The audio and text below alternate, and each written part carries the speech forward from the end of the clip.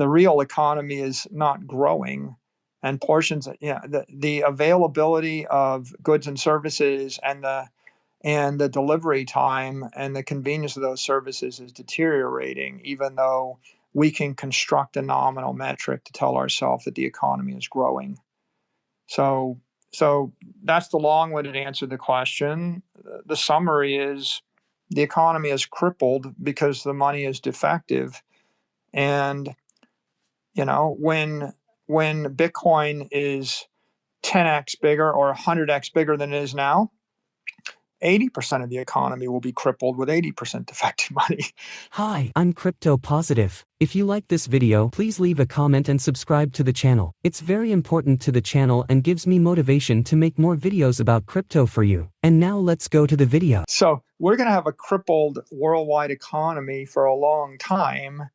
And if you're wondering, where the signs of that are, well, just look at across the entire world. Look at what's going on in Sri Lanka. Look at the problem in China when they blow up the 30 apartment buildings that are empty. Look at the problems we have in South America. Look at the slums. Look at the urban blight. Look at the crime, right? We have it all around us. And these are all just signs of corrupt, defective energy systems that just don't work. What I'm hearing you saying is, Bitcoin in many ways is like the first true level playing field we've ever really had. I mean, besides something like gravity, thermodynamics, et cetera, the first man-made level playing field, let's say. Meaning that, it's rules that bind us universally. They cannot be corrupted. They cannot be broken. Maybe English is a close proxy for this, like an open. That's what I'm thinking, right? I mean, everybody can learn English, and yeah. You use the words "I love you" anywhere in the world; they mean the same thing. And maybe the system slightly evolves or corrupts over time, but it's a decentralized evolution that's fair and equitable to everybody. And just on the periphery, sometimes we invent new words and we fight over whether we like the words or not, right? Yes. And so it works, right? And even though it undergoes attacks, certain politicians and whatnot, maybe try to attack language and change meanings at times. But Arabic math is better, right? Like the meaning of the word 1, 2, 3, 4, 5, 6, 7, 8, 9, and 10. Yeah. Right. And that's been pretty stable and decentralized for 1,000 years or something. Yeah, unless you're a postmodernist and 2 + 2 does not equal 4. But Bitcoin seems to be a language of value that's entirely beyond corruption, because you just can't argue with whatever's on that ledger. It just is, right? You own it. It happened.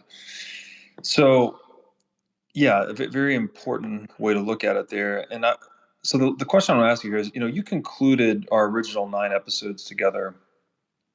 We're focusing the discussion on the intervention of human beings into dynamic systems like the natural economy. And you concluded that, it was episode 9, by saying that we've been trying to turn nature into a zoo. And it was kind of a haunting ending in a way. And it certainly seems like the construction of that zoo has started to accelerate recently. How do we free ourselves from this? How do we prevent ourselves from becoming zoo animals, if you want to use that analogy? How can we free ourselves to our higher humanity going into this future? I think there are a lot of lessons in environmental sciences and ecology. Like I have a living shoreline that I gaze at sometimes. And a living shoreline is where you'll actually create a revetment to keep the waves or the water from washing away or eroding the shore. But you have to have breaks in the revetments where the tidal water can get in and out in order to cleanse the shoreline and avoid a buildup of stagnant water and bacteria that kills everything. So you have to have continual circulation, and you have to be in relationship with nature. We have this phrase, it's not natural. Right, or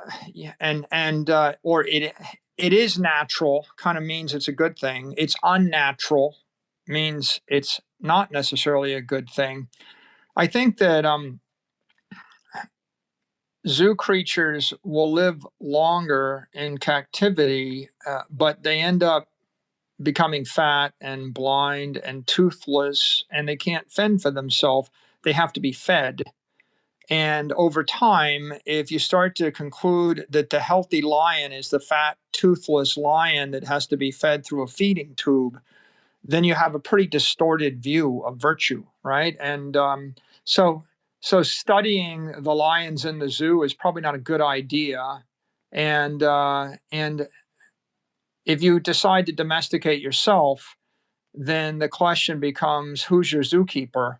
And when will they tire of you and stop feeding you through the tube and stop protecting you? And as soon as they stop, you're going to die. So the the problem with all these systems, all the monetary systems, is we attempt to create these artificial systems, like the proof of stake systems. You're trying to create a system in software, and you're just trusting some software engineers to make it honest and virtuous. And as soon as one of them has a good idea, and they keep having good ideas, they keep loading on idea after idea after idea, and you end up with this shark duck that lives in the trees idea that makes no sense. But because you've got an all-powerful being in the ecosystem that gets to just go ahead and put a 187-foot nose and 37 antlers on the shark duck, and you can't stop it, there's no feedback to point out that having 137 antlers on a shark duck makes it impossible to swim, right, or fly. So the way that you keep from creating those monstrosities is you subject yourself to natural rigor on a consistent basis, right? And Bitcoin, it subjects itself to natural rigor because you have to generate SHA-256 hashes, and you have to generate them consistently with energy.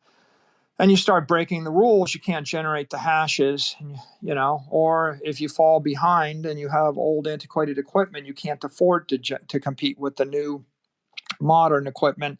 So there's a never ending replacement of the old generation with the new generation, and the lazy, incompetent is squeezed off the network by the younger, more aggressive, right? And someone that loses their money because they lose their keys. They don't just get it back by appealing to authority. They lose it, and it's a contribution of their energy to everybody else in the ecosystem. So Bitcoin is naturally engineered to be organically healthy in the same way that a creature in nature can't help but be healthy.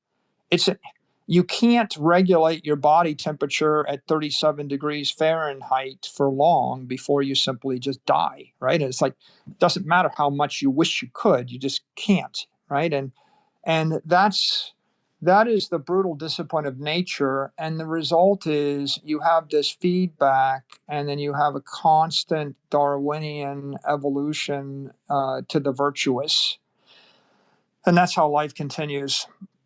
So I think the recipe for virtue in a monetary system is you have to plug it into nature, right? Gold was plugged into nature in a roundabout way, not perfect, because you could sort of sack a city and inflate the supply of gold, or or you could find more gold and you can lie about the quality of the gold, and you could centralize the gold and seize it, right? So not perfect, but there was some thermodynamic relationship to nature and matter and energy.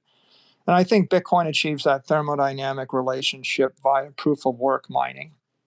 And that's what makes it healthy. The fact that it's an open protocol that's decentralized, makes it uncorruptible.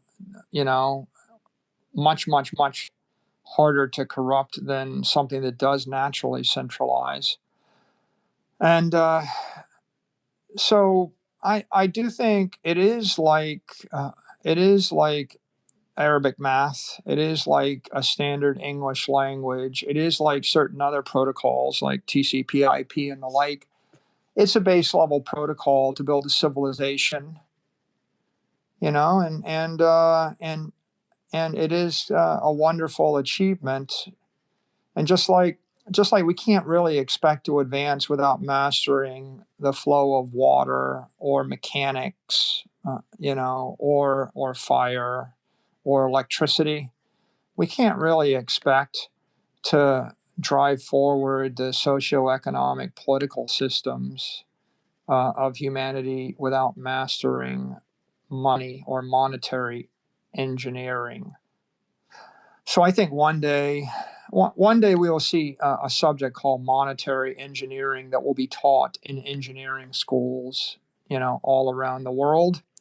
And we'll know that we've succeeded when you have a choice of studying electrical engineering or nuclear engineering or aeronautical engineering or monetary engineering. And when we put monetary engineers, in charge of our systems, instead of just putting lawyers and politicians in charge of these things. Wonderfully said.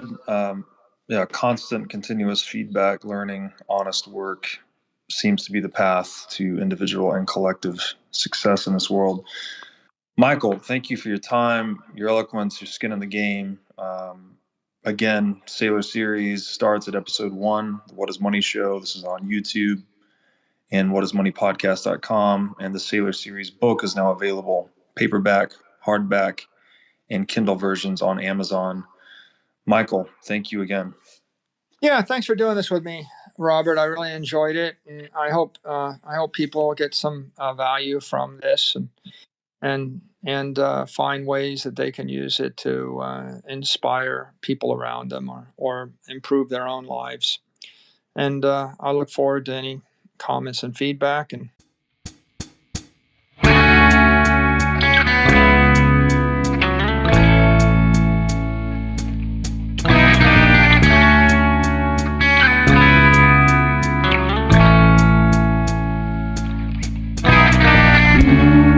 Пустой зал, ожидание вокзала. Стою и смотрю куда-то в сторону перрона.